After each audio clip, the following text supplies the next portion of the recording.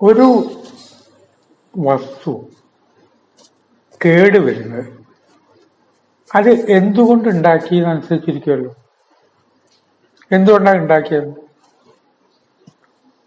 എനിക്ക് എപ്പോഴും ബുദ്ധിമുട്ടുള്ളൊരു കാര്യമുണ്ട്. പഴയ നോട്ട്സ് ബസ്സിൽ വെച്ചിട്ടോ എവിടെങ്കിലും വെച്ച് ആരെങ്കിലും ഒരാൾ പറഞ്ഞാൽ അതുവരെ എഴുതി വെക്കുന്ന സ്വഭാവമൊക്കെ ഉണ്ട്. അതിൽ നമുക്ക് കാണാത്ത ഒരു പോയിന്റ് ഒരു പുസ്തകത്തിനും ഇല്ലാത്തതുണ്ടാകും. ആരോട് സംസാരിച്ചാലും ഇന്നൊരിടത്ത് പോയി ഏതോ ഒരു ടാക്സി കയറി ബാക്കിൽ ഇരുന്നോളൂ നല്ല ടാക്സിക്കാരൻ്റെ അടുത്തിരിക്കാന്ന് പറഞ്ഞു. ഒരു 30 മിനിറ്റ് ടാക്സിയിൽ ഇരിക്കുമ്പോ തന്നെ എനിക്കറിയാത്തതും അയാൾക്ക് മാത്രം അറിയുന്ന ഒരു കാര്യം എന്താ ചോദിക്കേണ്ടത് ടെൻഷനാണ്. ചോദിച്ചു. എനിക്കറിയാത്തൊരു കാര്യം അയാൾ പറഞ്ഞു. ഇതുപോലെ സാധാരണഗതിയിൽ കടലാസിൽ എഴുതിയത് കടലാസ് കേടുവരും. ഇപ്പൊ എന്ത് ചെയ്യും? ആ കടലാസ് കേടുകയാണ്. ഡയറിയിലത്തെ കടലാസൊക്കെ കേടുവരാണ്. എഴുതി വായിച്ചാൽ ശരിയാവില്ല. ഇത് കേട് വരാൻ കാരണം എന്താണ്? കടലാസ് നിർമ്മിക്കപ്പെട്ടത് മരത്തിന്റെ പൾപ്പ് കൊണ്ട്. മരം എന്ന് പറഞ്ഞാൽ അതിന് മരം എന്ന വാക്കെന്നെ വന്നത് നാശമുള്ളതുമാണ്. അപ്പൊ മരം കൊണ്ടുണ്ടാക്കിയ നാശമുണ്ട്, സംശയിക്കണ്ട. അതിൽ നിന്നാണ് കടലാസ് ഉണ്ടാക്കുന്നത്. അപ്പൊ ഏതും നാശമുള്ള വസ്തുക്കളെ കൊണ്ട് ഉണ്ടാക്കുമ്പോൾ അതിന് നാശം വരും. അപ്പൊ ഒരു സംശയം, ശരീരം ഉണ്ടാക്കിയത് എന്തുകൊണ്ടാണ്? പഞ്ചഭൂതങ്ങളെ കൊണ്ടാണ്. പഞ്ചഭൂതങ്ങളിൽ പ്രധാനപ്പെട്ടതാണ് ആകാശം. അതിന് നാശമുണ്ടോ? ഇത് കേൾക്കുന്നത് നിങ്ങളും എന്റെയും ശരീരത്തിന്റെ 5-1 ഭാഗം എന്താണ്? ആകാശം. ആകാശം എന്ന് പറഞ്ഞാൽ സ്കൈ എന്നുള്ള അർത്ഥമല്ല. ഗ്യാപ്പ് ഒഴിഞ്ഞത്. വീടിന്റെ അകത്തെ ഒരു ആകാശത്തിൽ ഇരുന്നിട്ടാണ് ഞാൻ സംസാരിക്കുന്നത്. അല്ലാതെ ആകാശം എന്ന് പറഞ്ഞാൽ ഇതല്ല, അതും ആകാശമാണ്. ശരീരം നിർമ്മിക്കാൻ വേണ്ടിയിട്ട് ആകാശത്തെ എടുത്തു. ഇപ്പൊ ആകാശം ഇവിടെ ഉള്ളതുകൊണ്ട് നമുക്ക് ഓരോന്നിനും ആകാശം വേണമെന്ന് തോന്നുന്നില്ല. 5 സെന്റ് സ്ഥലം വാങ്ങി. നമ്മൾ ചോദിക്കും, അല്ല വീട് വെക്കാൻ അവിടെ ആകാശം ഉണ്ടോ? അത് അവിടെ ഉണ്ട്. അപ്പൊ ആദ്യമേ ഉള്ളത് കൊണ്ട് ഒരു വസ്തു സൃഷ്ടിക്കാൻ ആകാശം വേണമെന്നുള്ള തോന്നൽ നമുക്കില്ല. ബസ് കയറണ്ട കേട്ടോ, കണ്ടക്ടർ ഡബിൾ ബെല്ലടിക്കുക. എന്താ? സ്ഥലമില്ല. ആ ബസ് കയറിയാൽ നമുക്കവിടെ കുറച്ച് ആകാശം വേണം, അതിനകത്തില്ല. ഈ അർത്ഥത്തിൽ പറയണ്ട. ആകാശം ഒരു കേടും വരാതെ നിൽക്കും. രണ്ടാമത്തെ വായു. വായു കേടുവരലുണ്ടോ? അപൂർവം ചിലയിടത്തിൽ ചില സമയത്ത് ചില ദുർഗന്ധങ്ങളൊക്കെ ഉണ്ടാവുക എന്നല്ലാതെ പ്രകൃതിയിൽ വായുവിന് ഒരു കുഴപ്പമില്ല. വായു സ്വയം ശുദ്ധീകരിക്കും. വായു സ്വയം ശുദ്ധീകരിക്കും. രണ്ടാമത് ഉണ്ടാക്കിയതിൽ വായുവാണ്. വായു നഷ്ടപ്പെടുമ്പോഴാണ് മരണം ഉണ്ടാവുക. സ്വയം ശുദ്ധീകരിക്കാൻ കഴിവുള്ള വായു കൊണ്ട് നമ്മളെ ബോഡിയിലെത്തിയിട്ട് വായു കേടിലൊന്നുമില്ല. 1000 കൊല്ലം കഴിഞ്ഞാലും 3000 കൊല്ലം കഴിഞ്ഞാലും ആകാശത്തിനൊരു കുഴപ്പവും പറ്റില്ല, വായുവിനും ഒരു കുഴപ്പവും പറ്റില്ല. മൂന്നാമത്തെ അഗ്നി. അഗ്നിക്ക് വയസ്സാവലുണ്ടോ? അയ്യോ, കുറെ കാലമായല്ലോ ഈ ലോകത്ത് അഗ്നി ഉണ്ടായിട്ട്. അതുകൊണ്ട് തീപ്പെട്ടിക്കുള്ളി ഉരസിയിട്ട് കയ്യിൽ വെച്ചാല് കത്തൊന്നുമില്ലേ? കുറെ പഴയ അഗ്നിയല്ലേ. ഈ അഗ്നി കെട്ടുപോകുമ്പോഴാണല്ലോ നമുക്ക് മരണം സംഭവിക്കുന്നത്. അഗ്നി കെടുന്നുണ്ടോ? എന്റെ ഇപ്പം അഗ്നി എവിടുന്ന് പോയത്? ഇതൊക്കെ ലളിതമായിട്ട് നമ്മൾ ചിന്തിക്കേണ്ട കാര്യമാണ്. നന്യമീതനത്തിൽ പറയുന്നത് വളരെ ലളിതവൽക്കരിച്ചിട്ടാണ് പറയുക. അപ്പൊ ആകാശത്തിന് പഴക്കമില്ല,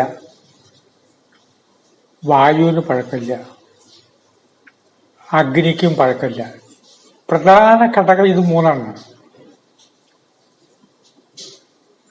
ഈ അഗ്നി കഴിഞ്ഞാൽ പിന്നെ ജലമാണ്. ജലമൊക്കെ പഴയതായി പറയാറുണ്ടോ? ഇപ്പൊ എവിടെയും നല്ല ജലം കിട്ടില്ല.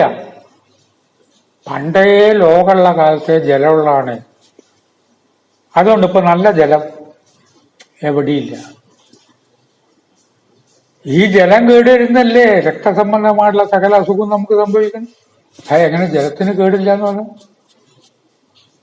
അപ്പൊ ജലത്തിന് കുഴപ്പമില്ല. അഞ്ചാമത്തെ ഭൂമി തത്വം. ശരീരം 100 കൊല്ലായി കിട്ടിയിട്ട് ഈ 5 ഘടകമാണ് ഭൂമി തത്വം. ഭൂമിക്ക് ഇവിടെ ഒരു കുഴപ്പമില്ല. ഭൂമിക്ക് പഴയ ഭൂമിയല്ലേ, ആ പഴയ ഭൂമിയിൽ ഉണ്ടാക്കിയ നെല്ലല്ലേ, പഴയ ഭൂമിയിലെ കായ്പറ്റല്ലേ. ഈ 5ഉം കേടില്ലാതെ ഇവിടെ കാലാകാലം നിൽക്കും. അങ്ങനെ ആവുമ്പോ മനുഷ്യൻ ചിരഞ്ജീവിയാവണ്ടേ? ഘടകങ്ങൾ 5ഉം ഫ്രഷാ. ചിരഞ്ജീവിയാവില്ല. എന്താ കാരണം? ആകാശം കൊണ്ട് നിർമ്മിക്കപ്പെട്ടിട്ടുണ്ട്. നമ്മളിൽ ആകാശമുണ്ട്. പക്ഷെ മുഴുവൻ മതിൽ കെട്ടിട്ട് അതിനകത്താ താമസം. നമ്മൾ ആകാശത്തല്ല. നമ്മുടെ വീടൊരു ജയിലാണ്. ഒരു പർവ്വത പ്രദേശത്ത് പോട്ട് തുറസായ സ്ഥലത്തേക്ക് നോക്കുന്ന പോലെ അല്ല. മതില് കെട്ടിയിട്ടും ചുമര് കെട്ടിയിട്ടും ആകാശത്തിനെ മലിനപ്പെടുത്തിയാണ് നമ്മൾ കഴിയുന്നത്. അത് പിന്നെ AC ആക്കി. അവിടുന്ന് പുറത്തേക്കിറങ്ങലില്ല. തുറസായ ആകാശത്ത് നമ്മൾ പോകുന്നു. അതുകൊണ്ട് ആകാശതത്വം കേടുവന്നു. ജയിലിൽ കിടക്കാത്തവരും ജയിലില്ല. ജയിലിന് പുറത്തേക്ക് പോവാൻ പരോള് കിട്ടണമെന്നേ ഉള്ളൂ.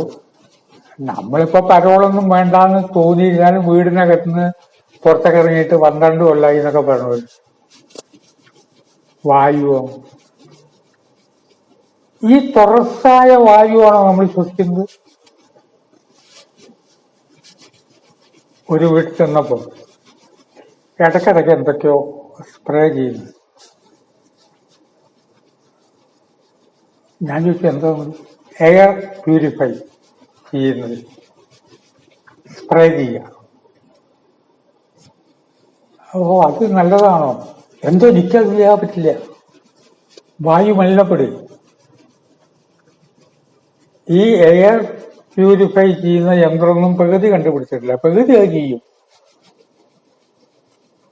ആ വായുവിനെ മലിനപ്പെടുത്തുകയും ആവശ്യമില്ലാതെ അകത്തേക്ക് കയറ്റുകയും പുറത്തു വിടുകയും ചെയ്യും. അതിനല്ലേ പ്രഷർ എന്ന് പറഞ്ഞു കൂട്ടുക, കൂടുതൽ ശ്വസിക്കുക, കിതയ്ക്കുക. അഗ്നിയോ? അഗ്നിയുടെ ബേസിക് ക്യാരക്ടറാണ് നീതിബോധം. ചെയ്യുന്ന മുഴുവൻ അനീതി. അനീതി പറഞ്ഞാൽ ഇതിപ്പോ ഗവൺമെന്റ് സമ്മതിച്ചാണ്. ഗവൺമെന്റ് പറഞ്ഞിട്ടുണ്ടായിക്കോ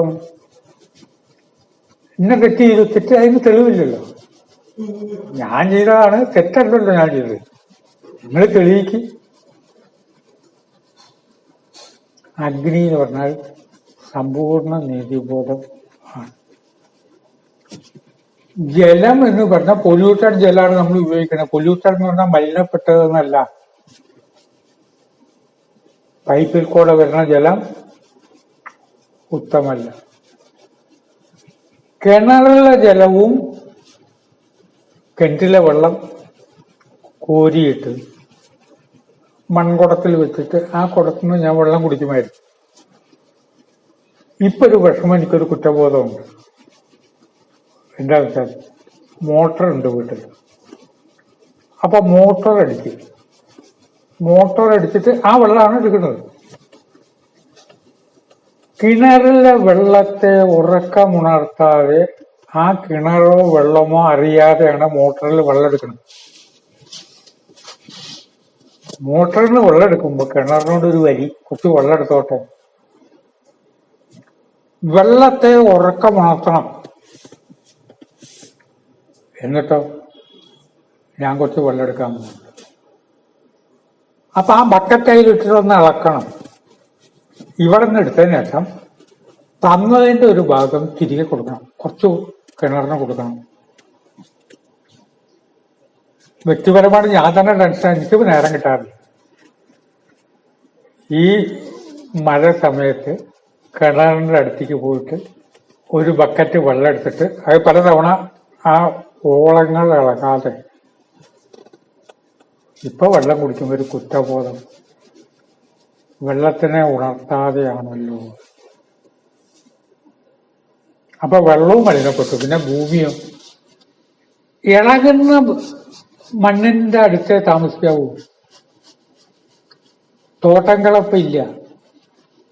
തോട്ടം കിളച്ചാൽ ഒരുമിച്ച് കിളച്ച് ആ മണ്ണാട് കമത്തിടണം. ഇപ്പൊ തോട്ടം കിളക്കാൻ വരുന്നവര് ഷേവ് ചെയ്യുന്ന പോലെ ആ മുകളിലത്തെ പുല്ല് മാത്രം പതുക്കെ ചെത്തിയെടുക്കും. 2 മാസം കഴിയുമ്പോൾ വീണ്ടും അവിടെ വരും. ഉറച്ച മണ്ണായിരിക്കരുത് ചുമരിന്, മൺചുമരാവണം. ഇഷ്ടികയും ഉപയോഗിക്കാം, കരിങ്കല്ല് പതിവില്ല. പക്ഷെ വെട്ടുകല്ല് എന്ന് പറഞ്ഞ കേരളത്തിലത്തെ വെട്ടുകല്ലിനെ പറ്റിയിട്ട് ശാസ്ത്രജ്ഞന്മാർ പറയുന്നത് കരിങ്കല്ല് തന്നെ ലക്ഷക്കണക്കിന് കൊല്ലം വെള്ളത്തിലിട്ടാൽ ഉപ്പ് രസം പിടിച്ചു കഴിഞ്ഞാൽ അത് വെട്ടുകല്ലായിട്ട് മാറുന്നതാണ്. കുറച്ചു കാലമൊന്നല്ല, കേരളത്തിൽ ധാരാളം വെട്ടുകല്ല് കിട്ടും. പരശുരാമൻ കേരളത്തെ സംവിധാനം ചെയ്യുന്നതിന് മുമ്പ് തന്നെ ഇത് അടി കിടക്കുകയാണ്. പണ്ട് സമുദ്രത്തിന്റെ ഒരു ഭാഗം ആയിരുന്നു. ഇളകുന്ന മണ്ണ് അല്ല, വെറും മണ്ണിന് നല്ല ശക്തിയുണ്ട്. 3 നില കെട്ടിടം വരെ ഉണ്ടാക്കാൻ പറ്റും. അങ്ങനെയല്ല, പഞ്ചഭൂതങ്ങളെ കൊണ്ടാണ് ബോഡി, ശരീരം നിർമ്മിക്കപ്പെട്ടതെങ്കിലും 5നെയും കൊണ്ടുപോയിട്ട് കുളമാക്കിയിട്ടൊരു ജീവിതമാണ്. ഇന്ന് കൃത്യസമയത്ത് തീരണം എന്നുള്ളതുകൊണ്ട് കൂടുതൽ ഡീറ്റെയിൽസിലേക്ക് വരാൻ എനിക്ക് കഴിഞ്ഞില്ല. പിന്നെ ഇതൊക്കെ കേൾക്കുന്നവർക്കൊരു ചിന്തയിലേക്ക് വിടൽ മാത്രമാണ്. ചിന്തയ്ക്ക് വിടുന്നു. നമസ്കാരം.